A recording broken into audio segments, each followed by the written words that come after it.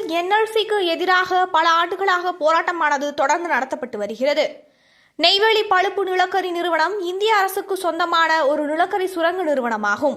இது வருடத்துக்கு 30.6 million ton பழுப்பு எரிபொருள் உற்பத்தி செய்கிறது. இந்த நிறுவனம் உருவாக காரணமாக இருந்தவர் மா. ஜம்புலிங்கம் முதலியார் ஆவார்.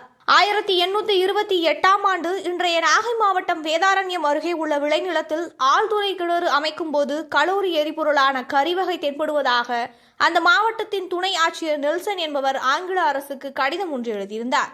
அதேபோல் 1884இல் பொய்லோ என்ற பொறியாளர் பாகூர், கன்னியாகோவில் மற்றும் அரங்கனூர் உள்ளிட்ட இடங்களில் விளைநிலங்கள் கிணறு அமைக்கும் போது கரும்பலகை போன்ற ஒரு அடுக்கு கொண்ட படிவம் கிடைத்ததாக தெரிவித்திருந்தார். இதனைத் தொடர்ந்துதான் 1950ஆம் ஆண்டு நெய்வேலி என்ற முப்போகம் விளையும் வளமான இடத்தில் ஜம்புலிங்கம் என்பவர் தனது விளைநிலத்திற்காக ஆழ்துணை கிணறு அமைக்கும் போது நீருடன் சேர்ந்து கருப்பு நிற கரியும் வெளியே வந்ததால் அதனை ஆய்வுக்கு அனுப்பி நிலக்கரி என்பதை உறுதி செய்தார்.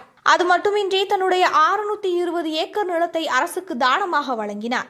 இந்த இடத்தில்தான் தற்போதைய இந்திய அரசுக்கு சொந்தமான நிலக்கரி சுரங்கம் செயல்பட்டு வருகிறது.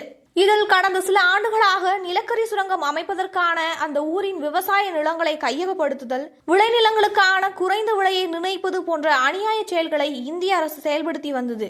இதனை எதிர்த்து விவசாயிகளும் அந்த ஊரின் பொதுமக்களும் தொடர்ந்து போராடி வருகின்றனர் என்பது குறிப்பிடத்தக்கது. இதுகுறித்து அந்த மக்கள் தெரிவிப்பது, இந்திய அரசு நிலக்கரி சுரங்கம் அமைப்பதற்காக தொடர்ந்து பல ஆண்டுகளாக எங்களின் நிலங்களை கையகப்படுத்தி வருகின்றன.